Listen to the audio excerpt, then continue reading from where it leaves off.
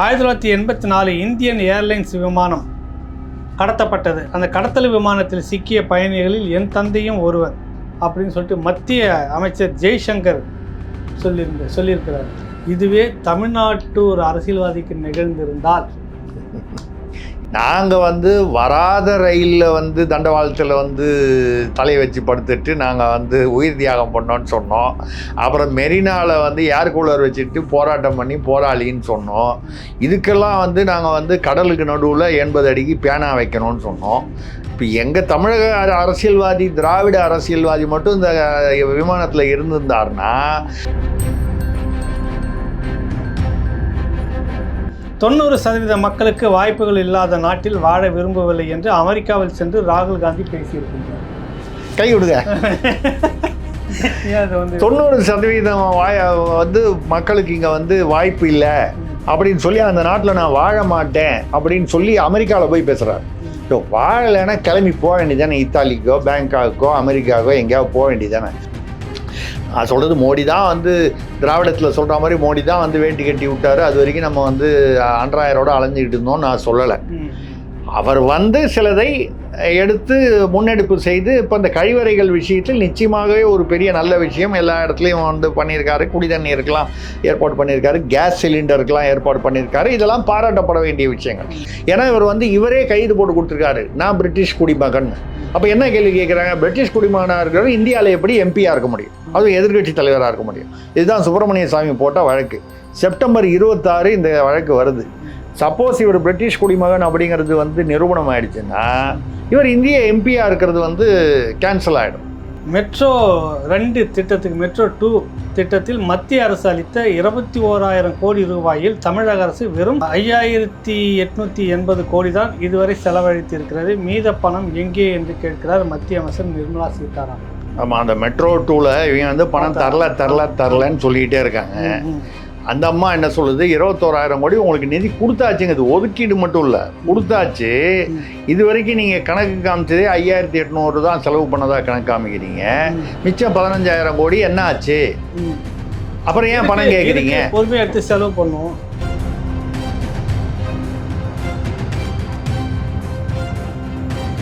இப்போ 15,000 கோடி முடிஞ்சிச்சு. வந்துருச்சு. திருச்செந்தூரில் செந்தில் முருகன் உயர்நிலை பள்ளியை என்னமோ ஒரு பள்ளின்னு நினைக்கிறேன், ஒரு கல்விக்கூடம். அந்த கல்விக்கூடத்தில் ஃபாத்திமா சபரிமாலான்னு ஒரு இஸ்லாமிய, இந்த பர்தா அணிந்த இஸ்லாமியர், அவர் பெண்ணே நீ தைரியமாக இரு அப்படின்னு பேசுகிறதுக்கு பல பள்ளி கல்வித்துறை தான் பல இதில் பள்ளிகளில் பேசுகிறதுக்கு அந்த அம்மாவுக்கு அனுமதி கொடுத்துருக்கு. அந்த அம்மா இஸ்லாமியத்தை பற்றி பேசுகிறாங்க, நான் தவறுன்னு சொல்லலை. இவர் இங்கே இந்து மதத்தை பற்றி பேசுகிறாரு, அந்த அம்மா அங்கே இஸ்லாம். அப்போது இதெல்லாம் முடிவு செய்கிறது யார்? அவங்கவுங்க இல்லை. எதிர்க்கட்சிகள் தன்னை பிரதமராக்குவதாக ஆசை காண்பித்ததாக நிதின் கட்காரி கூறுகிறார். இது அதாவது அவர் ஆர்எஸ்எஸ்க்கு கொஞ்சம் செல்லப்பிள்ளை அவர். அதனால் ஒரு கால் மோடி அமித்ஷாவுக்கு எதிராக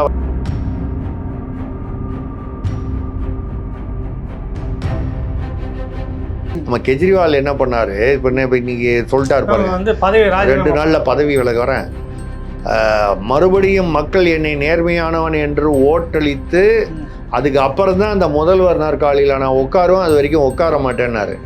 இவரா சொல்றாராம், நான் அந்த நாற்காலியில் உட்கார மாட்டேன். ஐயோ, நான் உட்காரக்கூடாதுன்னு உச்ச நீதிமன்றம் சொல்லியிருக்கீங்க.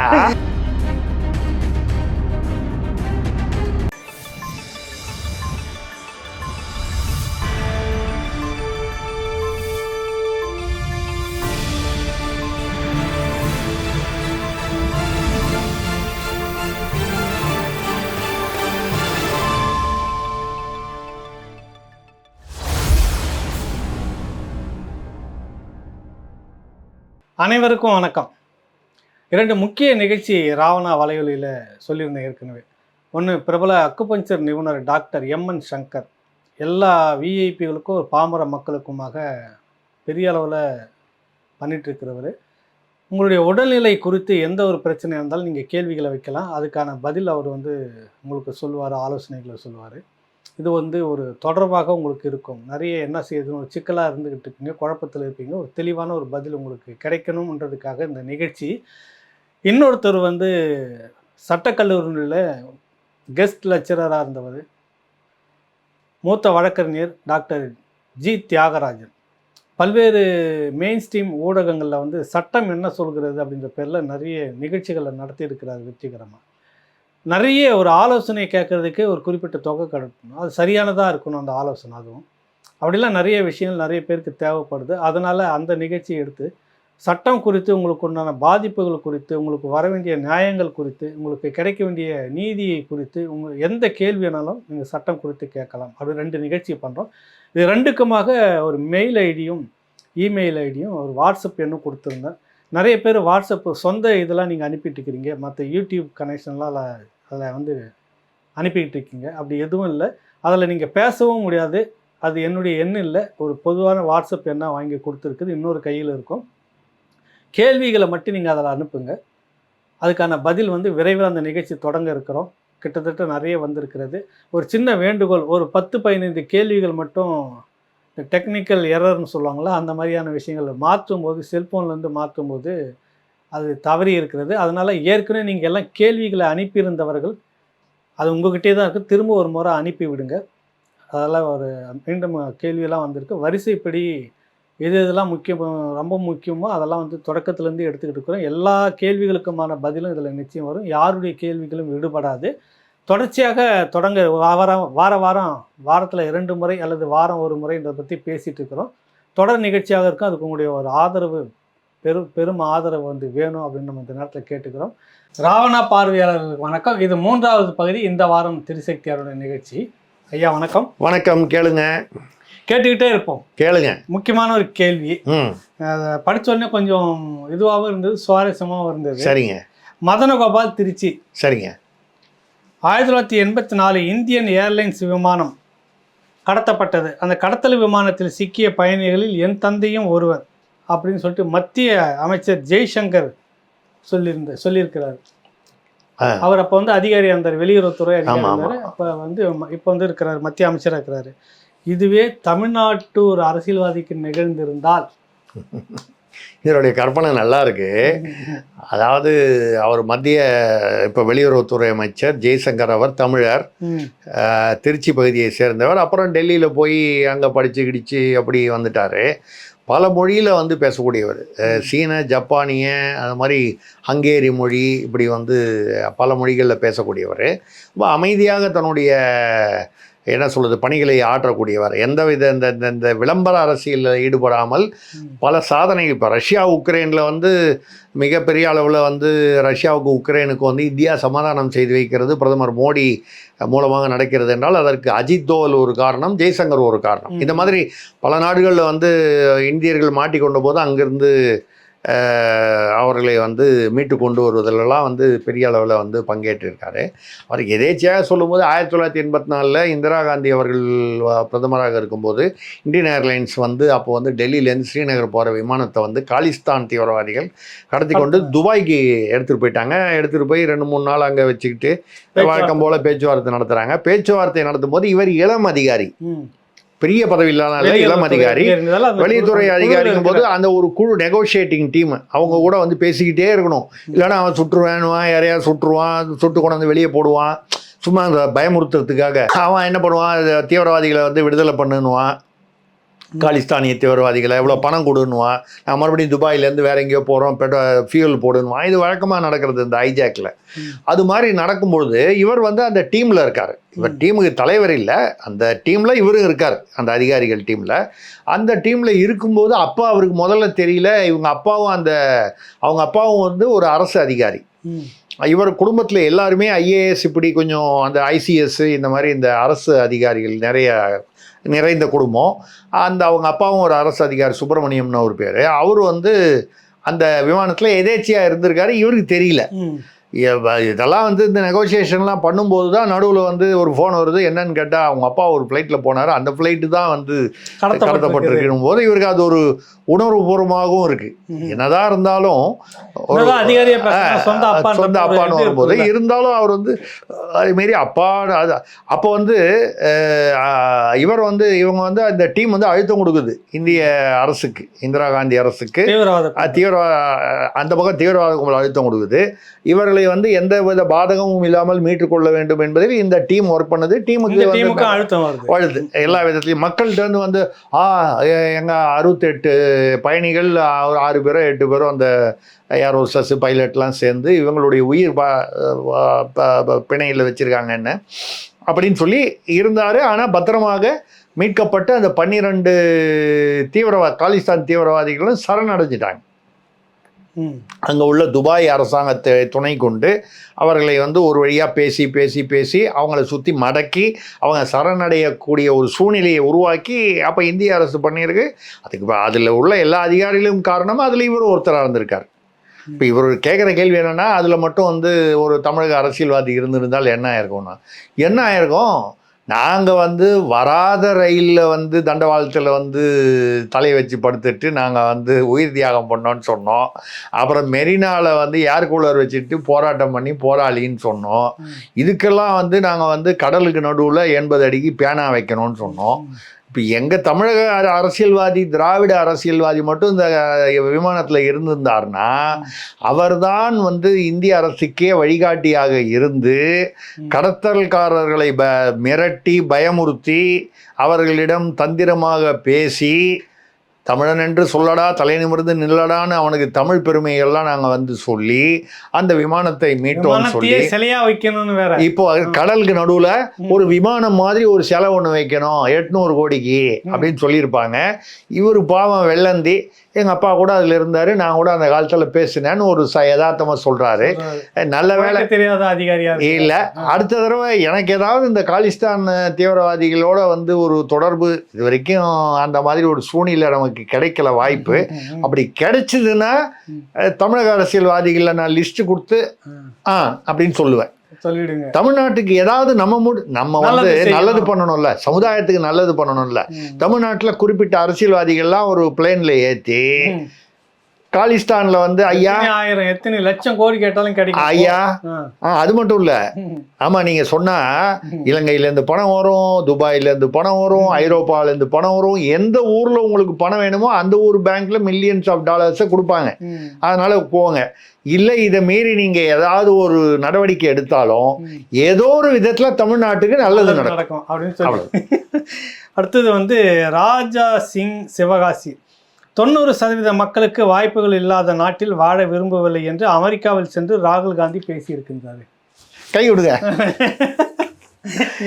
90% வந்து மக்களுக்கு இங்கே வந்து வாய்ப்பு இல்லை அப்படின்னு சொல்லி அந்த நாட்டில் நான் வாழ மாட்டேன் அப்படின்னு சொல்லி அமெரிக்காவில் போய் பேசுகிறாரு. வாழலைன்னா கிளம்பி போக வேண்டியதானே, இத்தாலிக்கோ பேங்காக்கோ அமெரிக்காக்கோ எங்கேயாவது போக வேண்டியதானே. 90% பேருக்கு வாய்ப்பு இல்லைன்னு யார் சொல்கிறாரு? ஏறத்தாழ 60-70 ஆண்டுகள் இந்த நாட்டை ஆட்சி செய்த காங்கிரஸ், அதுவும் அந்த நேரு குடும்பத்தை சேர்ந்து அவர் சொல்கிறாரு. 2014 வரைக்கும் பார்த்தீங்கன்னா இந்தியாவில் வந்து நான் வந்து மோடி அப்படின்னு, அதாவது மோடிக்கு முன் மோடிக்கு பின் அப்படிதான் பார்க்குறேன். காங்கிரஸுக்கு நடுவில் வந்து நரசிம்மராவ் இருந்திருக்காரு, யாரெல்லாமா இருந்திருக்காங்க, ஐக்கிய குஜரால் இதெல்லாம் இருந்திருக்காங்க. இருந்தாலும் பெரும்பாலும் நரசிம்மராவ் உட்பட காங்கிரஸ் தான் இருந்திருக்காங்க. கழிப்பறைகள் வந்து இந்தியாவில் 39% தான் வந்து மக்களுக்கு வந்து இருந்திருக்கு 2014 வரைக்கும். குடி தண்ணீர் 18% தான் இருந்திருக்கு மக்களுக்கு தான். வங்கி கணக்கு 53% மக்களுக்கு தான் இருந்திருக்கு. அதுக்கப்புறம் தான் இப்போ வந்து அதை விட மிக மிக வந்து அதிகமாக வந்து இப்பொழுது வந்து மேம்பாடுகள் முன்னேற்றங்கள் ஏற்பட்டிருக்கு. நான் சொல்கிறது மோடி தான் வந்து திராவிடத்தில் சொல்கிற மாதிரி மோடி தான் வந்து வேட்டி கட்டி விட்டார். அது வரைக்கும் நம்ம வந்து அன்றாயரோடு அலைஞ்சிக்கிட்டு இருந்தோம்னு நான் சொல்லலை. அவர் வந்து சிலதை எடுத்து முன்னெடுப்பு செய்து இப்போ இந்த கழிவறைகள் விஷயத்தில் நிச்சயமாகவே ஒரு பெரிய நல்ல விஷயம் எல்லா இடத்துலையும் வந்து பண்ணியிருக்காரு. குடி தண்ணீருக்கெல்லாம் ஏற்பாடு பண்ணியிருக்காரு, கேஸ் சிலிண்டருக்கெல்லாம் ஏற்பாடு பண்ணியிருக்காரு. இதெல்லாம் பாராட்டப்பட வேண்டிய விஷயங்கள். இன்னும் குறைபாடாக இருக்கக்கூடிய பல விஷயங்கள் இருக்கலாம், அதை வந்து எடுத்து சொல்லி நம்ம. ஆனால் இவர் என்ன சொல்கிறாரு, 90% வாய்ப்பு இல்லாத ஒரு நாட்டில் வந்து 90% மக்களுக்கு வாய்ப்பு இல்லை அப்படின்னா நேஷனல் ஹெரால்டில் உள்ள இவர் கணக்கில் எடுத்தால் அந்த 10% தானே இவர் வராரு. அப்போ இவர் வந்து வெளிநாட்டுக்கு போயிடுவேங்கிறாரு. இப்போ எனக்கு ஏன் வந்து இது பேசுகிறார் ராகுல்னு யோசனை பண்ணி பார்த்தீங்கன்னா, செப்டம்பர் 26 அன்னைக்கு அந்த வழக்கு வருது. அந்த இவர் வந்து பிரிட்டிஷ் குடிமகன் சொல்லி பிரிட்டனில் சொத்து வாங்கும்போது அந்த சொத்து விஷயத்துக்காக வந்து அந்த ஃபார்ம் எல்லாம் ஃபில்அப் பண்ணும்போது பிரிட்டிஷ் குடிமகன் பிரிட்டிஷ் பாஸ்போர்ட் வச்சு 4 பாஸ்போர்ட் வச்சிருக்காரா ராகுல் காந்தி. அதிகாரபூர்வமாக சில தகவல்கள் வந்து யூடியூப்ல வந்து இந்தந்த பாஸ்போர்ட் இன்னென்ன நம்பர்னு வருது. சரிங்களா? அதாவது அதை பார்த்தா உண்மை மாதிரி தெரியுது. அது என்ன விசாரிச்சா அதாவது அது 100% அந்த தகவலில் உண்மையா ஆதாரமானு கேட்டால் இல்லை, அதில் வந்து வருது. ஆக ஆனால் ஒன்று, இவர் பிரிட்டிஷ் சிட்டிசன் போட்ட அந்த இதை வந்து சுப்பிரமணிய சாமி வழக்காக போட்டு அது உண்மை, அது ஆதாரம் இல்லாமல் வந்து அதை வந்து நீதிமன்றம் வந்து ஏற்றுக்கொண்டிருக்கிறது. பிரைமா ஃபேசி அடிப்படை ஆதாரங்கள் இருக்கிறதுனால இது. ஏன்னா இவர் வந்து இவரே கைது போட்டு கொடுத்துருக்காரு, நான் பிரிட்டிஷ் குடிமகன். அப்போ என்ன கேள்வி கேட்குறாங்க, பிரிட்டிஷ் குடிமகனாக இருக்கிறவர் இந்தியாவில் எப்படி எம்பியாக இருக்க முடியும், அதுவும் எதிர்கட்சி தலைவராக இருக்க முடியும்? இதுதான் சுப்பிரமணிய சாமி போட்ட வழக்கு. செப்டம்பர் 26 இந்த வழக்கு வருது. சப்போஸ் இவர் பிரிட்டிஷ் குடிமகன் அப்படிங்கிறது வந்து நிரூபணம் ஆயிடுச்சுன்னா இவர் இந்திய எம்பியாக இருக்கிறது வந்து கேன்சல் ஆகிடும், ரத்தாகிவிடும். எதிர்கட்சி தலைவரும் ரத்தாயிடும், எம்பியாக இருக்கிறதே பாராளுமன்ற உறுப்பினராக இருக்கிறதே ரத்தாயிடும். அதுக்கப்புறம் இவருக்கு இந்திய குடியுரிமையே கேள்விக்குறியானால் உண்மையிலேயே இவர் வந்து பிரிட்டனுக்கு போக வேண்டியதா இல்லை இத்தாலிக்கு போக வேண்டியதுதான்ற நிலைமை வரும். இப்போ நமக்கு என்ன டவுட் வருதுன்னா, ஒரு காலம் அந்த நிலைமை வந்துட்டா என்ன பண்ணுறதுன்னு இப்போவே அதுக்கு லீடு கொடுத்து முன்னால் பில்டப் கொடுக்குறாரா பேசுகிறாரான்னு தெரியல. ஆக இந்த செப்டம்பர் 26க்கு பிறகு ஏதோ நான் கூட படித்தேன், பொதுவாக இந்தியான்ற ஒரு நாட்டுக்கு வந்து சில விஷயங்கள் வந்து இந்த அக்டோபர் நவம்பரில் நல்லது நடக்கும்னு எதுலேயோ படித்தேன். இது ஆமாம், அதில் ஒரு கால் இது வருமானு நமக்கு தெரியல. செப்டம்பர் 26 அதை ஒட்டி அந்த வழக்கு என்ன ஆகும்னு தெரிஞ்சு போயிடும். சுப்பிரமணிய சாமி ஒரு வழக்கு போட்டார்னா அந்த ஆள் விட மாட்டார். அது யார் பேரில் போட்டாலும் சரி, அவர் வந்து திடீர்னு சேம் சைடு கோல் போடுவார். இருந்தாலும் அவர் யார் பேரில் வழக்கு போட்டாலும் ஆதாரங்களை வச்சுக்கிட்டு ரொம்ப பிடிவாதமாக அதை வந்து கொண்டு போவார். நேஷனல் ஹெரால்டில் வந்து இவங்க ஆன்டிசிபேட்டரி பெயில் வாங்குற அளவுக்கு கொண்டு போனதே அவர் போட்ட வழக்கு தான். அது மாதிரி இந்த வழக்கு போட்டிருக்காரு. இவர் இந்த சமயம் பார்த்து பேசுகிறாரு, 90%க்கு மேலே வாய்ப்பு இல்லாதவங்கெல்லாம் வந்து இந்த நாட்டில் வாழவே முடியாதுன்னு. ஒரு காலம் அவர் ஏதாவது முடிவு பண்ணிட்டாரோ நம்ம தெரில. பார்க்கலாம், இத்தாலியில் எங்கேயாவது போய் செட்டில் ஆகிறாரா என்னன்னு தெரில. உள்நாடோ வெளிநாடோ எங்கிருந்தாலும் உங்களில் சில பேருக்கும் பல வழக்குகள் இருக்கலாம், கூட சிக்கல் இருக்கலாம், யாரிடம் கேட்பது எப்படி செய்வது என்ற குழப்பம் இருக்கலாம். உங்களுக்காகவே இந்த நிகழ்ச்சி. சட்டம் என்ன சொல்கிறது? சென்னை உயர்நீதிமன்ற வழக்கறிஞர் முனைவர் ஜி தியாகராஜன் அவர்கள் பதில் அளிக்கிறார். பிரபல ஊடகங்களில் நிகழ்ச்சியை நடத்தியவர். உங்கள் கேள்விகளை அனுப்புங்கள். பதில் வாரந்தோறும் பேசுவோம் உங்கள் ராவணா வலையொலியில்.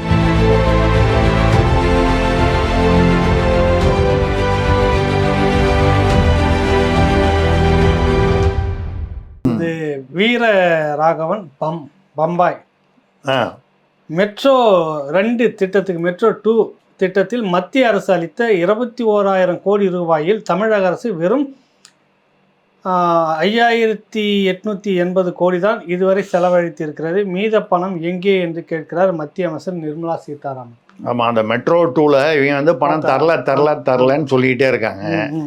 அந்த அம்மா என்ன சொல்லுது, 21,000 கோடி உங்களுக்கு நிதி கொடுத்தாச்சுங்க. இது ஒதுக்கீடு மட்டும் இல்லை, கொடுத்தாச்சு. இது வரைக்கும் நீங்கள் கணக்கு காமிச்சதே 5,800 தான் செலவு பண்ணதா கணக்கு காமிக்கிறீங்க. மிச்சம் 15,000 கோடி என்ன ஆச்சு? அப்புறம் ஏன் பணம் கேட்குறீங்க? பொறுமையாக எடுத்து செலவு பண்ணுவோம். இல்லை, முதல்ல முடியல. ஏற்கனவே இந்த மழை நீர், இந்த வெள்ளம், இந்த சேதத்துக்காகலாம் ஒரு 4,000 கோடி வாங்கினதுக்கு 4,900 கோடிக்கு கணக்கு என்னாச்சுன்னு அந்த மாதிரி கேட்டுச்சு. இது வரைக்கும் கணக்கு கொடுக்கல. எல்லாரும் இங்கே எடப்பாடிலாம் சீமான் எல்லாருமே வெள்ளை அறிக்கை கேட்டாங்க. அது வெள்ளை அறிக்கை இன்னும் ரெடி ஆகலை, அதனால் அது இருக்குது. இப்போ மெட்ரோ திட்டமும் இதே மாதிரி தான் வருது. இது வந்து ஒரு ஆச்சரியம் இல்லை. இதில் வந்து பார்த்தீங்கன்னா இது வந்து இன்னொரு திட்டம் ஒன்று, சென்னை நதி மீட்பு அறக்கட்டளைன்னு ஒன்று இருக்குது அரசு துறையில். அதில் வந்து இந்த நம்ம அசோக் நகர், கலைஞர் கருணாநிதி நகர், KK நகர், MGR நகர், எல்லாம் இந்த MGR கால்வாய்னு ஒன்று அந்த பக்கம் ஓடுது. அது கிட்டத்தட்ட ஒரு 1.25 கிலோமீட்டர் நம்ம ஓடுது. அதை வந்து சுத்தம் பண்ணி அதில் ஆக்கிரமிப்புகள் அதிகம் இருக்குது. ஒரு 400-500 பேர் வந்து வீடு கிட்டுக்க நம்ம தான் நதிக்கரையில் அடையாறு பக்கம் இல்லையா, அந்த மாதிரி ஆக்கிரமிப்பு. இந்த ஆக்கிரமிப்புகளை வந்து ஹைகோர்ட்டும் உத்தரவு போட்டிருக்கு. இதை வந்து நீக்கிட்டு இதுக்கு வந்து 22 கோடி ரூபாய் இதுக்கு வந்து இதை மேம்படுத்தி அந்த கால்வாயை சரி செய்து அது பண்ணுறதுக்காக அந்த நதியை வந்து அந்த கால்வாய், அந்த நதியிலிருந்து பிரியக்கூடிய ஒரு கால்வாய், நதிநீர் கால்வாய், அந்த கால்வாயை சரி பண்ணால் அங்கே குப்பை கம்மியாகும், ஆக்கிரமிப்பு கம்மியாகும், நீர் நல்லா ஓடிச்சுன்னா அந்த பிரச்சனைகள் அங்கே உள்ளவங்களுக்கு பிரச்சனைகள், குடிநீர் பிரச்சனைகளோ மற்ற பிரச்சனைகளோ குறையும். இது என்ன பண்ணிட்டாங்கன்னா 22 கோடி ரூபாய் பணம் இல்லை அப்படின்னு சொல்லி இந்த சென்னை நதி மீட்பு அறக்கட்டளை ட்ரஸ்ட் அந்த திட்டத்தை ப்ராஜெக்டை க்ளோஸ் பண்ணிடுச்சு. இப்போ உள்ள தமிழ்நாடு அரசு 22 கோடி பணம் இல்லைன்னு. இப்போது எவ்வளோ டாஸ்மாகில் பணம் வருது, போதைப்பொருளில் வரதாவது அது வேற எங்கேயோ போகுது, அதெல்லாம் விட்டுருங்க. டாஸ்மாகில் வரி பணமே 45,000 கோடி வருது. அதுக்கப்புறம் இன்னும் எவ்வளோ ஒரு கால்வாய், அதில் வந்து பார்த்தீங்கன்னா அந்த கால்வாய் பேரில் அதில் அங்கே உள்ள இடங்கள் அமைப்புக்கு பேர் வைக்கும்போது கலைஞர் கருணாநிதி நகர்னு வைக்கிறீங்க, எம்ஜிஆர் நகர்னு வைக்கிறீங்க, நான் இந்த பக்கமாக வச்சிருக்கீங்க, எல்லா தலைவர் பேரும் வச்சிருக்கீங்க. அதையாவது ஒழுங்கு பண்ணி 22 கோடி இல்லையா, அது எதுக்காக சொல்றோன்னா 22 கோடிக்கே எங்களால் வந்து பணம் எங்கன்னு நாங்கள் வந்து தெரியல, பணமெல்லாம் காணோம், அங்கே வச்சிருந்தோம், எறும்பு தூக்கிட்டு போயிடுச்சு. நீங்க 15,000 கோடி எங்கன்னு இந்த அம்மா கேக்குது. யாரு? நிர்மலா சீதாராமன். இது கேட்டா நாங்க கொடுத்துருவோமா? 22 கோடி எங்கன்னே கண்டுபிடிக்க முடியலையா? 21,000 கோடி என்ன ஆச்சுன்னு கேள்வி கேட்டா நாங்க எங்கிருந்து பதில் சொல்றது அப்படின்னு யதார்த்தத்தை நான் பேசுகிறேன், அவ்வளவுதான். 15,000 கோடி முடிஞ்சிச்சு, வந்துருச்சு. கொஞ்சம் அது விக்கலா இருந்துச்சு, அது சரியா போச்சு. நல்லா ஆமாம். வெளிநாடுகள்லாம் போயிட்டு வரீங்கல்ல? யாரு? நாங்கள் தானே. ஆமாம், அதெல்லாம் முதலீடு விஷயமா போயிட்டு வரோம்ல. முதலீடு சரி சரி அதெல்லாம் முடிஞ்சிச்சு, சுமூகமாக முடிஞ்சிருச்சு. நல்லது. ஆனால் முக்கியமான ஒரு கேள்வி நெல்லைச்சாமி புதுக்கோட்டை கேட்டிருக்கிறார். பீகாரில் சமஸ்திபூர் மருத்துவமனையில் பெண் செவிலியர் ஒருவரை 3 மருத்துவர்கள் பாலியல் வல்லுறவு செய்ய முயன்ற போது ஒருவருடைய ஆணுறுப்பை பிளேடால் அறுத்து விட்டு அப்பெண் தப்பி இருக்கிறாராமே. மானோட செய்தியில் பார்த்தேன். அந்த 3 பேரும் டாக்டருங்க. அதே ஆஸ்பத்திரி, சின்ன ஆஸ்பத்திரி மருத்துவமனை.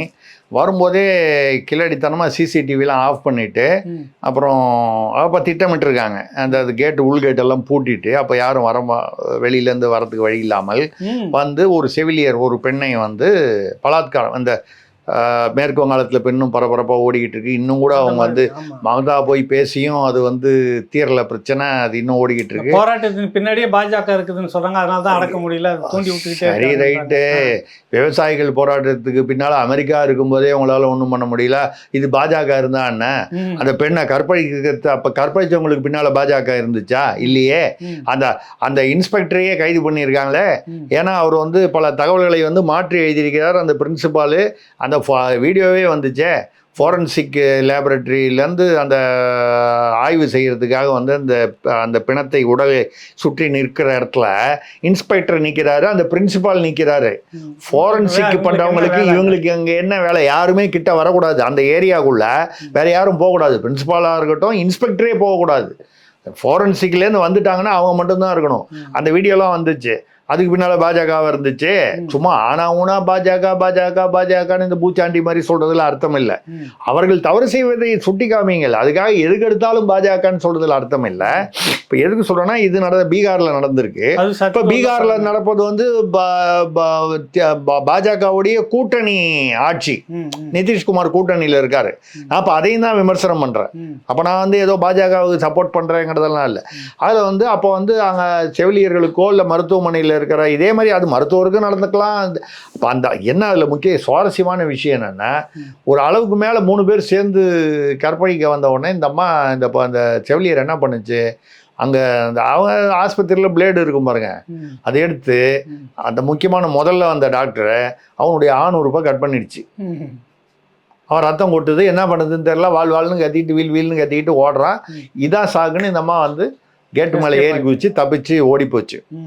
இது வந்து ஒரு நடந்திருக்கு. இதுக்கப்புறம் அந்த 3 பேரையும் வந்து பீகார் அரசு வந்து காவல்துறை கைது பண்ணியிருக்காங்க. அது எதுக்காக சொல்கிறேன்னா, தமிழ்நாட்டில் கூட இப்போ எல்லாருக்கும் வந்து ஒரு பீரியடில் வந்து இந்த பெண்களுக்கெல்லாம் வந்து அந்த கையில் அந்த பெப்பர் ஸ்ப்ரே அது கையில் வச்சுக்கணும் பாதுகாப்புக்கு. யாராவது இருட்டில் வரும்போது வந்து தகராறு பண்ணான்னா அந்த பெப்பர் மிளகு பொடி அதை வந்து தூவுங்க அப்படின்னு சொல்லுவாங்க. நான் என்ன நினைக்கிறேன்னா, தமிழ்நாடு அரசு வந்து பாதுகாப்புக்காக எல்லா பெண்களுக்கும் தமிழ்நாட்டில் பிளேடு கொடுத்துடணும்னு நினைக்கிறேன். இது ஏன்னா இது நல்ல ஸ்கீமாக இருக்குது. ஏன்னா இந்த மாதிரி குற்றம் செய்யும் வந்து இந்த வரம்பு மீறும் ஆண்களுக்கு இப்படி ஒரு தண்டனை கொடுக்கணும். இவங்களாம் வந்து நீங்கள் கோர்ட்டு கூப்பிட்டு போனால் 10 வருஷம் பெயில் வாங்கிட்டு வந்துட்டு 10 வருஷம் கொடுத்து அவன் எப்படியோ விடுதலை ஆகிட்டு போயிடுவான். அதெல்லாம் இல்லாமல் இப்படிப்பட்ட தண்டனைகள் அது உங்களுக்கு ஆஹா இது சட்ட ரீதியாக வந்து இது வந்து தவறு அப்படின்லாம் பேசுறதுலாம் அர்த்தம் இல்லை. எது வந்து சமுதாயத்துக்கு பலன் தருமோ அது நல்லது தான். நீங்கள் என்கவுண்டராக இருந்தாலும் சரி, புல்டோசராக இருந்தாலும் சரி, பிளேடாக இருந்தாலும் சரி, அதனால் நான் அதை ஆதரிக்கிறேன்னு சொல்லலை. அப்படி தான் வரும்.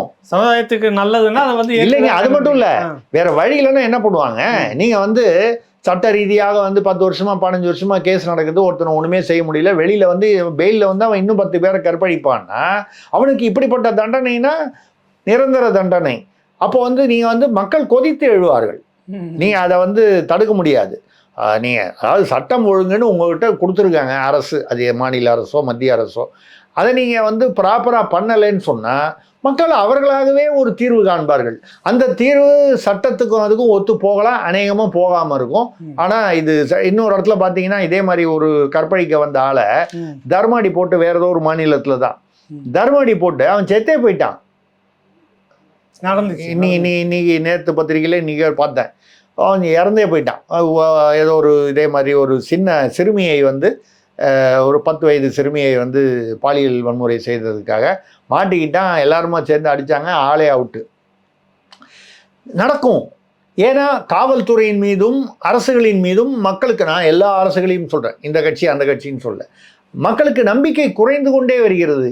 இப்படி வரும்பொழுது நீங்கள் வந்து இந்த மாதிரி நடக்கும். ஒரு நேரத்தில் இதுவே மிகப்பெரிய புரட்சியாக வெடிக்கும். இந்தியாவில் உள்ள எந்த மாநில அரசும் சரி மத்திய அரசும் சரி இதை எச்சரிக்கையாக நினைத்து கொள்ள வேண்டும். அது புரட்சியாக வெடிக்கும் போது ஓரளவு வரைக்கும் தான் கட்டுப்படுத்த முடியாது. ஓரளவுக்கு வந்துட்டாங்கன்னா சிக்கல் தான். மைக்கேல் ராஜ் தாம்பரம் மகாவிஷ்ணு விவகாரத்தில் இந்த பிரசங்கம் பண்ணார்ல பள்ளிக்கூடத்தில், மகாவிஷ்ணு விவகாரத்தில் அவரை அனுப்பி வைத்த உயர்மட்டம் எது என்ற மர்மம் இன்று வரை விலகவே இல்லையே அப்படின்றார். மகாவிஷ்ணு விஷயத்துல சிரிச்சிங்க இல்ல, எல்லா மாவட்டங்கள்லையும் பல மாவட்டங்களில் வந்து இவரை வந்து ரெக்கமெண்ட் பண்ணி பரிந்துரை பண்ணி அனுப்பிச்சு பேச வச்சுருக்காங்க. அதே மாதிரி பார்த்தீங்கன்னா இவரை மட்டும் இல்லை, திருச்செந்தூரில் வந்து செந்தில் முருகன் உயர்நிலை பள்ளியை என்னமோ ஒரு பள்ளின்னு நினைக்கிறேன், ஒரு கல்விக்கூடம். அந்த கல்விக்கூடத்தில் ஃபாத்திமா சபரிமாலான்னு ஒரு இஸ்லாமிய, இந்த பர்தா அணிந்த இஸ்லாமியர், அவரை வந்து பெண்ணே நீ தைரியமாக இரு அப்படின்னு பேசுகிறதுக்கு பல பள்ளி கல்வித்துறை தான் பல இதில் வந்து பள்ளிகளில் வந்து பேசுகிறதுக்கு அந்த அம்மாவுக்கு அனுமதி கொடுத்துருக்கு. அந்த அம்மா வந்து இஸ்லாமியத்தை பற்றி பேசுகிறாங்க, நான் தவறுன்னு சொல்லலை. இவர் இங்கே வந்து இந்து மதத்தை பற்றி பேசுகிறாரு, அந்த அம்மா அங்கே இஸ்லாம். அப்போது இதெல்லாம் முடிவு செய்கிறது யார்? அவங்கவுங்க இல்லை, மேலே யாரோ. மகாவிஷ்ணுவுக்கும் அதான், ஃபாத்திமா சபரிமாலாவுக்கும் அதான். ஒரு உமாசங்கர் ஐஏஎஸ் நம்ம ஏற்கனவே பேசினோம், பல பள்ளிகளில் போய் பேசியிருக்காங்க, அவருக்கு அதான். ஆக இந்து மதம், கிறிஸ்தவ மதம், இஸ்லாமிய மதம் இவர்களெல்லாம் வந்து தேர்ந்தெடுத்து பரிந்துரைத்து இந்தந்த மாவட்டத்தில் இந்தந்த பள்ளிகளுக்கு போங்க, அந்த பள்ளிகளை கூப்பிட்டு இவங்க வருவாங்க பேசுவாங்கன்னு சொல்கிறது யாரு? ஏதோ ஒரு புள்ளி. சரி, அந்த மாவட்டத்து புள்ளின்னா இப்போ எல்லா மாவட்டத்திலும் நடக்குதுன்னா மாவட்டத்துக்கு மேலே ஒரு பெரும்புள்ளின்னு ஏற்கனவே பேசணும். இப்போ இது வந்து இங்கே வந்து இது வரைக்கும் யாருன்னு வெளியே வரல. மகாவிஷ்ணு மேட்ரு தான் ஓடுச்சு. அது அந்த சமயத்தில் வேற ஏதோ எங்களுக்கு டைவெர்ட் பண்ண வேண்டியிருந்தது. மகாவிஷ்ணு மேட்ரை பெருசு பண்ணிட்டோம். ஒரு வாரம் எல்லாரும் பேசுனீங்க, இப்போ மகாவிஷ்ணு இவர் மட்டும் தான் ஞாபகம் வச்சிருக்காரு, நம்மளே கூட மறந்துடுற நிலைமை வந்துருச்சு. ஆனால் இதுக்கு முன்னால் ஒரு விஷயம் நடந்துச்சு, அதை கவனிச்சிங்கன்னா, இந்த என்சிசி கேம்புன்னு சொல்லி போலி என்சிசி கேம்ப் நடத்தி ஒரு சிவராமன் ஒருத்தர் வந்து ஒரு சில 17 பெண்களை கூட்டு போய் அப்புறம் அவர் வந்து தற்கொலை பண்ணிக்கிட்டார். அது பெரிய எலி பேஸ்ட் சாப்பிட்டு அவர் தற்கொலை பண்ணிக்கிட்டாருன்னு சொல்லப்படுகிறது. அது தற்கொலை பண்ணிக்கிட்டு இவரை பார்க்கறதுக்காக அவங்க அப்பா வந்து பைக்கில் வரும்பொழுது விபத்தில் இறந்துட்டார். இதெல்லாம் தற்செயலாக நடந்தது. சரிங்களா? எப்படிங்க? தற்செயலாக விபத்து ஆக்சிடென்ட் தான் வருது. இல்லை சரிங்க, அது ரைட்டு இருக்கட்டும். நான் என்ன ரைட்டுங்க, அவர் அது தற்செயலான விபத்து, அது ஒன்றும் சதி திட்டம் இல்லை, யார் வேணும்னு செய்யல, கரெக்டு. பட் இந்த சிவராமன் எலி பேஸ்ட் சாப்பிட்டது அவர் வந்து அந்த குற்ற உணர்வு தாங்காமல் செய்திருக்கலாம். போகும்போது அவர் சாப்பிட்டு தான் இருந்தார். குற்ற உணர்வு தாங்காமல் செய்திருக்கலாம். இல்லை சிறையில் போய் இறந்துட போறோன்னு சொல்லிட்டு செய்திருக்கிறாரு. இல்லைங்க, அதான் போலீஸில் மாட்டி நாளைக்கு அடிபட்டு சாகிறதுக்கு பதிலாக இது பரவாயில்ல நினச்சிருக்கலாம். நம்ம அதுக்குள்ள நம்மளுடைய கேள்வி, இவ்வளவு பல பள்ளிக்கூடங்களில் இது ஒரே ஒரு, இப்போ இன்னொருத்தரும் மாட்டியிருக்காரு. இந்த சிவராமன் மாதிரியே இன்னொருத்தர் பேர் போஸ், நம்ம பேர் வேற ஒருத்தர், அவரும் வந்து பல பள்ளிகளில் போய் போலி என்சிசி கேம்ப் நடத்தி மாட்டியிருக்காரு. மறுபடியும் பார்த்தீங்கன்னா இந்த எல்லா பள்ளிகளுக்கும் இந்த மாதிரி என்சிசி கேம்ப் நடத்துங்க, இவர் வராரு, அண்ணா வராரு அப்படின்னு சொல்லி மேலிருந்து எப்படி வந்து இந்த ஆன்மீக பேச்சாளர்களை அனுப்பி வைத்தார்களோ அதே மாதிரி இந்த போலி என்சிசி கேம்பும் வந்து எங்கிருந்தோ ஒரு குரல் வந்தது. அது எந்த தேவனின் குரல் என்று தெரியவில்லை. எங்கிருந்தோ ஒரு குரல் வந்தது, அது எந்த தேவதையின் குரலோன்னு ஒரு பாட்டு வரும். இது தேவதை இல்லை, ஏதோ தேவனான்னு நினைக்கிறேன், ஏதோ ஒரு யார் குரலோ. அப்போ யாரோ வந்து என்சிசி கேம்ப்பு, போலி என்சிசி கேம்ப்பு எல்லாம் பல மாவட்டங்களில் வந்து இது வந்து ஒன்றுக்கு மேற்பட்ட பள்ளிகளில் நடக்கிறது. இவர்கள் பரிந்துரை செய்யப்பட்டு வருகிறார்கள். அந்த பள்ளிக்கூடத்து தலைமை ஆசிரியர் முடிவு பண்ணி வரல. அப்போ வரும்போது என்சிசி கேம்பா முடிவு பண்ண முடியாது. அதான் சொல்றேன், பண்ண மாட்டாங்க. அப்போ ஆன்மீக பேச்சா இருந்தாலும் பெரும்புள்ளி யாரோ வந்து எல்லா மாவட்டத்து கல்வி அதிகாரிகளுக்கும் கூப்பிட்டு சொல்றாங்க, போலி என்சிசி கேம்பு பாலியல் வன்முறை நடைபெற விஷயத்திலையும் ஏதோ ஒரு புள்ளி வந்து அங்கே கோடுகள் போய் இணைந்து ஒரு கோலம் இணைந்து ஒரு புள்ளியில் இணையுது. இதனுடைய மர்மம் வந்து நீங்கள் அவர் கேட்குறாரு இந்த மர்மம் என்னன்னு. இந்த மர்மம் என்னைக்கும் வெளிவராது. இது கிட்டத்தட்ட ஆம்ஸ்ட்ராங் கொலை மாதிரி தான் இதுவும் ஆகும். அந்த மர்மம் எப்படி விலகாதோ யாரும் பேசுறது இல்லை, முடிஞ்சு போச்சு. இல்லை அண்ணன் திருமாவளவன் வாழ்க. ஆமா, யாரும் வந்து இப்போ பேசல, எல்லாம் இப்போ இதில் ஓடிட்டு. ஆக நீங்க வந்து சரியா சொல்லணும்னா ஆம்ஸ்ட்ராங் கொலையா எடுத்துங்க, இந்த போலி என்சிசி கேம்ப் எடுத்துங்க, இந்த ஆன்மீக பேச்சு, இந்த சர்ச்சை வச்சுங்க, பெண் பாலியல், இதெல்லாம் கூட்டு பாலியல் ஒரு திருச்சி மாவட்டத்திலேயே நிறைய இடங்கள்ல நடந்துருச்சு. ஒரத்த நாட்டில் ஒன்று நடந்துச்சு. அவங்க வந்து ஒரு ஊரா ஒரு போலீஸ் ஸ்டேஷனா போய் மகளிர் போலீஸ் ஸ்டேஷன்ல கூட அவங்கள கண்டுக்காம பெரிய அளவில் பேசப்படலை அப்படின்னு. ஆக தமிழ்நாடு ஒரு மர்ம தேசம். ரொம்ப நாள் முன்னால் ஒரு சீரியல் வந்துச்சு டிவியில், மர்ம தேசம்னு. இப்போ தமிழ்நாடு ஒரு மர்ம தேசம்.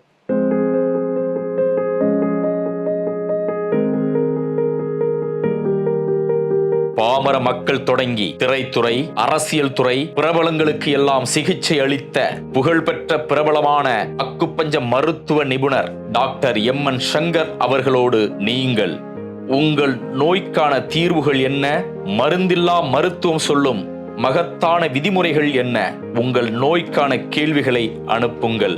மருத்துவர் எம்.என். சங்கர் பதிலளிக்கிறார் உங்கள் ராவணா வலையொலியில்.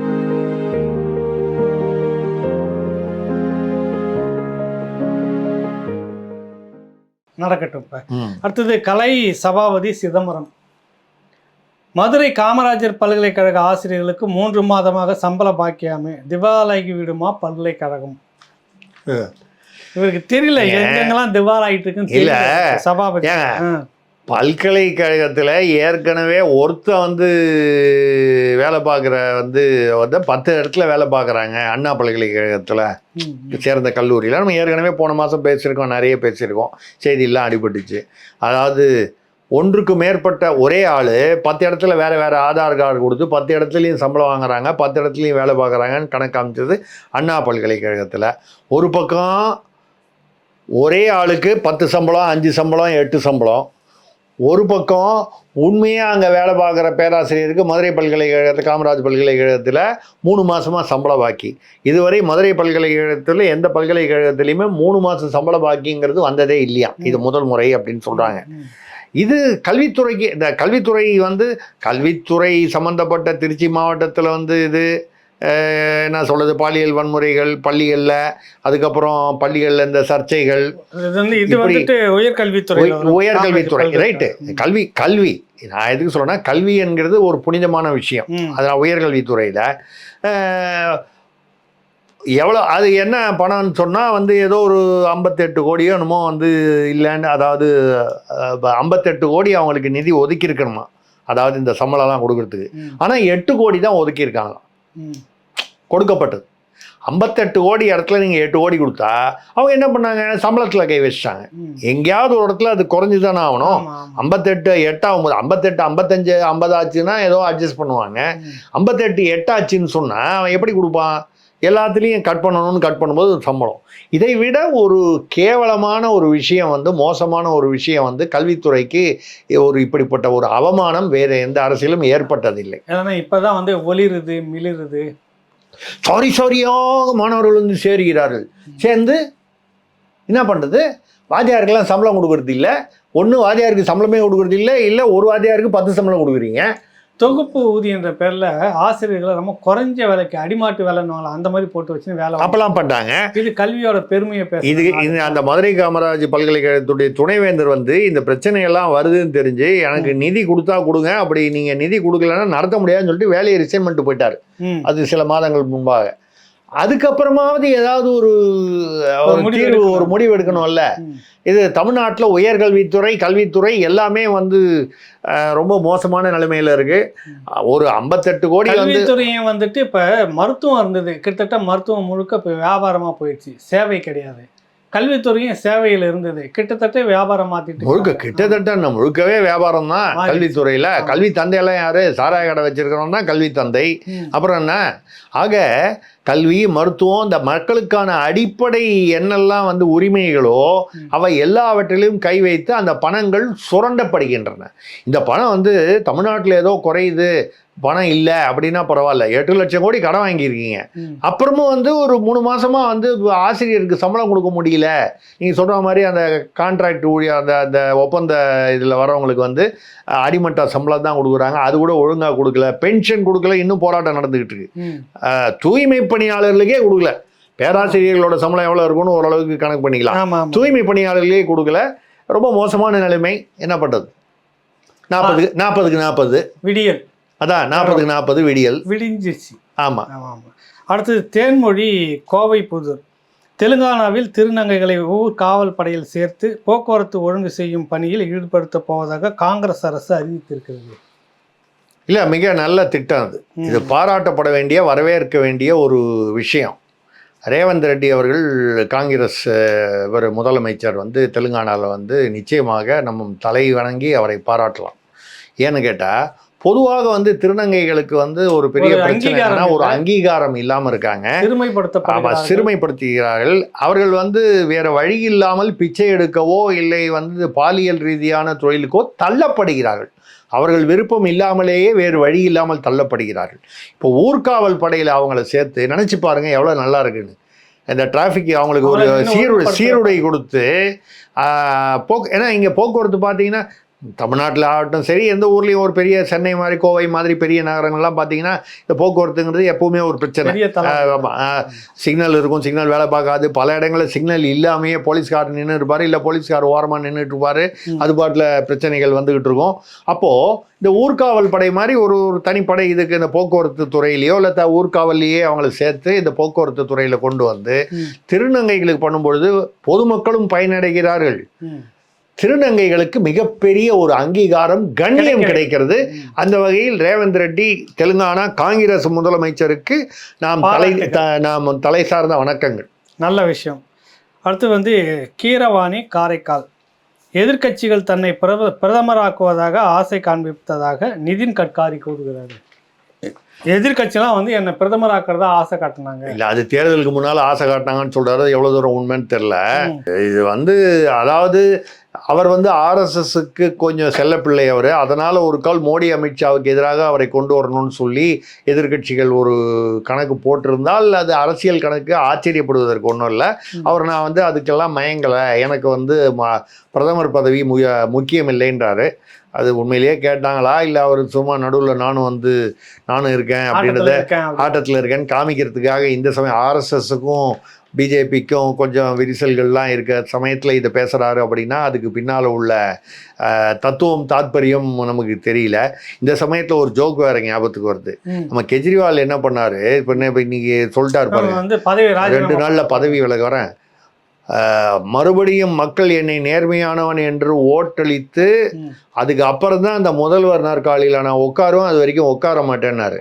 இதுல பெரிய இது எப்படி இருக்குன்னா, இப்ப நான் உங்ககிட்ட சொல்றேன், இல்ல நான் உங்ககிட்ட ஏகலைவன், யார் சொன்னாலும் நான் தமிழ்நாட்டு முதல்வராக நான் ஆக மாட்டேன், அந்த பதவியில் அந்த நாற்காலியில் நான் உட்கார மாட்டேன்னு சொன்னால் அது எவ்வளோ காமெடியோ அந்த மாதிரி காமெடி தான் கெஜ்ரிவால் பண்ணுறது.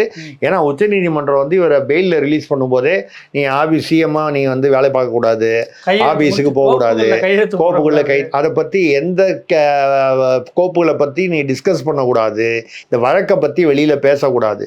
அப்போ இவர் வந்து சிஎம்மா இருக்க முடியாது, அந்த நாற்காலி இல்லை அந்த நாற்காலி பக்கத்திலேயே இவர் போக முடியாது. இவரா சொல்றாராம், நான் அந்த நாற்காலியில உட்கார மாட்டேன். நான் உட்கார கூடாதுன்னு உச்ச நீதிமன்றம் சொல்லி இருக்கீங்க, நான் உட்கார மாட்டேன். என்ன அழகா புரட்சி பேசுறாரு, கத்துக்கிட்டு இருப்பாரோ. ஆமா, திராவிட அங்கேயும் பரவடிச்சு டெல்லிக்கு வந்து உன்னதான் உட்கார கூடாதுன்றாங்க. அப்புறம் நான் உட்கார மாட்டேன், அலுவலகம் முதல்வர் அலுவலகம் போகக்கூடாது. ஆமா, அந்த விவரங்களை கூட கோப்பு விவரங்களை கூட நீ வந்து விவாதம் பண்ணக்கூடாதுன்றாங்க மற்ற மந்திரிகளோட. இப்போ வந்து அது 2 நாள்ல வந்து அவர் வந்து இல்லைங்க, நவம்பர்ல அவங்க சட்டமன்றம் முடியுது, பிப்ரவரியில தேர்தல்னு சொல்லிட்டாங்க.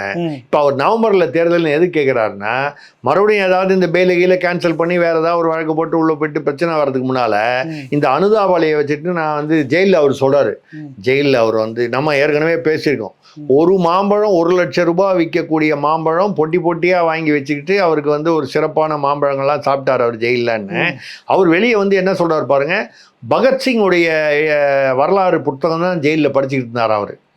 பகத்சிங் இப்படிலாம் பில்டப் கொடுத்து இந்த அனுதாபாலையை வச்சு ஏதோ ஒரு வந்து நாட்டுக்காக தியாகம் செய்து ஜெயிலுக்கு போன மாதிரி. இப்போ என்ன சொல்ல வர்றாரு, பகத்சிங்கை படிச்சிருக்கிறாரு, ஆமா, அதன் மூலமா என்ன சொல்ல வர்றாரு அவரு?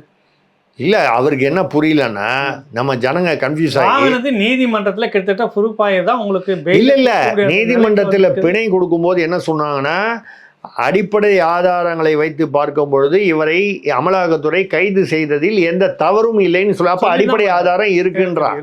இவர் பகத்சிங்கை கேவலப்படுத்தலாமா? இப்ப நம்ம அடுத்தது நம்ம என்ன கேட்கணும்னா, பகத்சிங்கை வெள்ளக்காரன் என்ன பண்ணா, தூக்குல போட்டாங்க, அதோட நிறுத்திப்போம். சரி, அடுத்தது கம்பதாசன் கடலூர், காவிரியில் தமிழகம் எங்களை வஞ்சிக்கிறது என்கிறது புதுவை மாநில காங்கிரஸ்.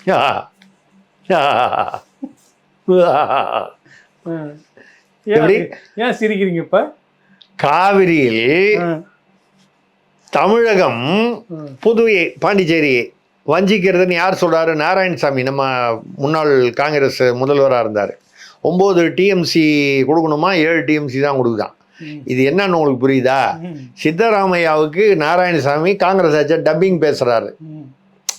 இப்போ நம்ம தமிழ்நாட்டில் என்ன சொல்றோம், கர்நாடகம் எங்களை வஞ்சித்து விட்டதுன்னு. உடனே பதிலுக்கு ஒரு குரல் கொடுக்குறாரு, தமிழகம் எங்களை வஞ்சித்து விட்டதுன்னு. அங்க தண்ணி கொடுத்தாதானே நாங்க, அங்கேயே எங்களுக்கு வரல, அதுக்கப்புறம் உனக்கு எப்படியா வரும்? இது தெரியாதவரா முதல்வரா இருந்தாரு. ஆனா வந்து பாருங்க, ஒண்ணும் இல்ல, காங்கிரஸ் அப்படி ஒத்துவதி. அதான் சித்தராமையாவுக்கு ஒரு டப்பிங் பேசுறாரு, அவ்வளவுதான். அதை நினைச்சா சிரிப்பா இருந்தது, அவ்வளவுதான். பாண்டிச்சேரி மக்கள் இது புரிஞ்சுக்கிட்டு தெளிஞ்சாங்கன்னா நல்லா இருக்கும். பாண்டிச்சேரி தெளிவது ரொம்ப முக்கியம். பாண்டிச்சேரி ஆச்சே தெளியணும், நல்லா இருக்கும். ஆமா. அடுத்தது வந்து சீனுகுமார் பெரம்பூர், ஆஸ்திரேலியா ஸ்வீடன் நாடுகளில் குழந்தைகள் முகநூல் செல்போன் டிக்டாக் போன்றவற்றில் ஈடுபடுவதற்கு தடை விதிக்கப்பட்டிருக்கிறதாமே, இந்தியாவையும் அப்படி கொண்டு வந்தால் நன்றாக இருக்கும்.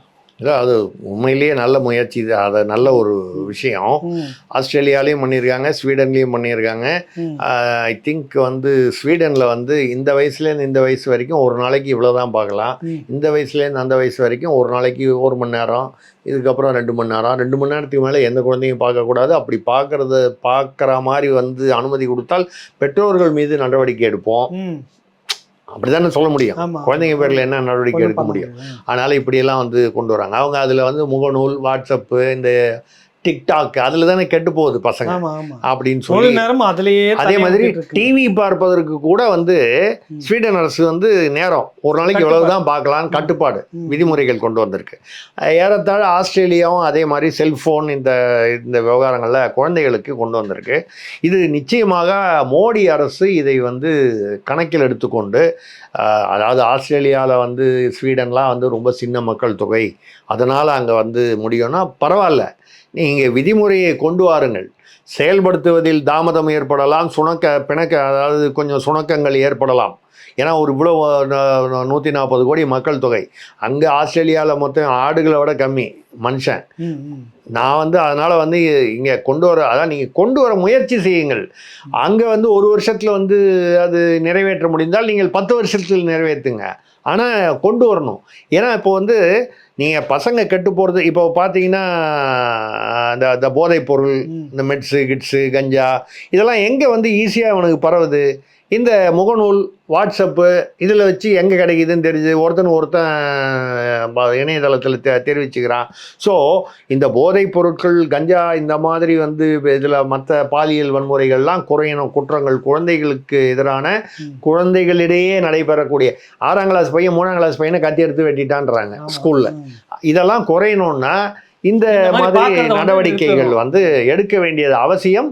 இதை மத்திய அரசு தான் எடுக்க வேண்டும். சரிங்க. கடைசியாக ஒரு கேள்வி பேச்சு கிருஷ்ணன் முகநூலில் வந்து கேட்டிருக்கிறாரு. தமிழக மீனவர்கள் தொடர்ந்து தாக்கப்படுகிறார்கள், அவருடைய படகுகள் வந்து ஏராளமாக சிறைப்பிடிக்கப்பட்டிருக்கிறது, இது பற்றி திரிசக்தியார் ஏதும் பேசுவார்களா? அடிக்கடி அந்த கமெண்ட் பாக்ஸில் கேட்டுக்கிட்டே இருக்காரு, இதை பற்றி நீங்கள் ஏன் வந்து என் கேள்வியை கேட்க மாட்டேன்றீங்கன்னு சொல்லி உங்களையும் என்னையும் கிட்டத்தட்ட கொஞ்சம் வன்மையாக கண்டிக்கிற அளவுக்கு கேட்டாங்க. விஷயத்தை நீங்கள் பேச இப்போ நமக்கு ஒன்றும் பேசக்கூடாதுன்னு இல்லை, நம்ம நிறைய கேள்விகள் வர்றதுனால சில சமயங்களில் வந்து அதனால் வந்து 2-3 தடவை அந்த கமெண்ட் பாக்ஸில் பார்த்த ஞாபகம் இருக்குது. ஐயா மன்னிக்கவும், உங்களுடைய கேள்வியை கேட்கக்கூடாதுனோ மீனவர்களுடைய விஷயங்களை வந்து பேசக்கூடாதுனோ இல்லை, நிறைய கேள்விகள் வர்றதுனால நேரமின்மை கருதி தான் பண்ண முடியல. இல்லை, இந்த மீனவர்கள் விஷயத்தில் வந்து நம்ம வந்து அப்பப்போ மீனவர்களை பிடிக்கிறதும், அப்பப்போ வந்து எந்த மத்திய அரசு இருந்தாலும், மோடி அரசோ அதுக்கு முன்னால் உள்ள அரசோ யார் இருந்தாலும் அப்பப்போ நடவடிக்கை எடுக்கிறது வந்து நடந்துதான் நிறைய நடக்க ஆரம்பிச்சு. இப்போ சமீபத்தில் இது நிறைய நடக்க ஆரம்பிச்சிருக்கு. அதே சமயத்தில் இந்த இலங்கைக்கும் நம்ம இந்தியா, நம்ம தென்கோடி கோடிக்கரை இந்த பக்கத்தில் ராமநாதபுரம் பகுதிகளில் வந்து கடத்தலும் அதிகமாக இருக்கு. ஸோ இப்போ வந்து நீங்கள் பார்த்தீங்கன்னா, ஆக இது மத்திய அரசு, மாநில அரசு, தமிழ்நாடு அரசும் மத்திய அரசும் இணைந்து இந்த கோஸ்டல் கார்டு அவங்க ஏற்கனவே இருக்காங்க, அந்த கடற்படை, அவங்க எல்லைப்படை, கடல் எல்லைப்படை, அவர்களை இன்னும் வந்து முடுக்கிவிட்டு இன்னும் தேவையானால் அதிகமான அவர்களுக்கு வந்து கப்பல்களோ இல்லை ஆட்களோ பணியாட்களோ கொடுத்து இதை வந்து முதல்ல வந்து நீங்கள் வந்து இந்த கண்காணிக்க செய்ய வேண்டும். அந்த கண்காணிப்பு அதிகமானால் இலங்கை வந்து அவ்வளவு தைரியமாக தமிழ்நாட்டு மீனவர்களை வந்து மீது தைரியமாக தானே தொடர்ச்சியாக அடிச்சுட்டு இருக்கிறான் வலைய. அதைத்தாங்க சொல்கிறேன். ஏங்க நீங்கள் வந்து பாதுகாப்புக்கு அங்கே போய் நின்னா தானங்க அவனுக்கு ஒரு பயம் வரும். கரெக்டு. அதாவது அந்த எல்லையில் நீங்கள் நின்று, இப்போ எல்லாம் பெரிய ஏவுகணையெல்லாம் வைக்கிறாங்க, தினமும் வந்து 2 நாட்டுக்கு நடுவில் ஏவுகணை விட்டுக்கிட்டு இருக்காங்க. இல்லை, விட்டுருவானோங்கிற அந்த பயம்தான் முக்கியம். அந்த மாதிரி நீங்கள் பாதுகாப்பு அரணாக வந்து அங்கே போய் நிற்கும் பொழுது 2 விஷயத்துலையும் நல்லது நடக்கும். ஒன்று, இலங்கை நாட்டை சேர்ந்த கடற்படையோ இல்லை அவங்க மற்றவர்களோ வந்து அத்துமீறி இங்கே வந்து இந்த பக்கம் வரமாட்டான், நம்ம மீனவர்களை வந்து தேவையில்லாமல் தொந்தரவு செய்ய மாட்டான். படகுகளை வந்து சிறைப்படுத்துவதோ இல்லை அதில் உள்ளதை வந்து அந்த அவங்க மீன் பிடிச்சதெல்லாம் வலையெல்லாம் அறுத்து போடுறது, இந்த மாதிரி அராஜகங்கள் குறையும். இன்னொன்று, நம்ம ஆட்களும், நான் இந்த பக்கத்துலேயும் நியாயமாக சொல்கிறேன், இவர்களும் வந்து சும்மா இருக்க மாட்டாங்க. அந்த சர்வதேச எல்லையை தாண்டி இங்கே மீன் கம்மியாக இருக்குது, அங்கே அதிகமாக இருக்குன்னு அங்கே போய் பண்ணிட்டு அப்புறம் ஐயோ என்ன அடிக்கிறானே உதைக்கிறானேன்னு சொல்லி பிரயோஜனம் இல்லை. நீங்கள் அந்த எல்லையை வந்து மதிக்க வேண்டும். அப்போ 2ற்கும் பொதுவாக இந்த அரணை வந்து அதிகப்படுத்தினால் நம்ம ஆட்கள் வந்து தவறு செய்வதும் குறையும், நம்ம ஆட்கள் மீது அராஜகம் நடைபெறுவது மிகவும் குறையும். இலங்கைக்கு வந்து ஒரு பயம் வரும். 2வது, அது வந்து இலங்கை அங்கே வந்து சர்வதேச அரணாக கடலில் நிற்பது மீனவர்களுக்கு மட்டும் இல்லை, இந்தியாவுடைய தென்னிந்தியாவுடைய பாதுகாப்புக்கும் அது மிக முக்கியமான விஷயம். அதனால அங்க போய் நிறுத்தணும். அது வந்து மத்திய அரசு தான் செய்யணும். அதுக்கு மாநில அரசு மத்திய அரசுக்கு அழுத்தம் கொடுக்க வேண்டும். அதுதான் நான் சொல்றேன். நல்லது, நிறைய விடயங்கள் நம்ம இதை பேசியிருக்கோங்க ஐயா. மீண்டும் அடுத்த வாரம் திருசக்தியான நிகழ்ச்சியை நம்ம தொடர்வோம். நன்றி. மிக்க நன்றி ஐயா, வணக்கம். இன்னொரு முக்கியமான விஷயம், முதல்ல சொன்னல அந்த 2 நிகழ்ச்சி, மருத்துவர் ஒரு சட்ட வல்லுநர் 2 பேருக்கான 2 நிகழ்ச்சி, அதிலேயே வந்து அந்த கேள்வியை கேட்பதற்கான இமெயில் முகவரி, வாட்ஸ்அப் எண்ணும் கொடுத்துருக்கேன். உங்களுடைய கேள்விகளை அதில் அனுப்புங்க மறக்காமல். நன்றி, வணக்கம்.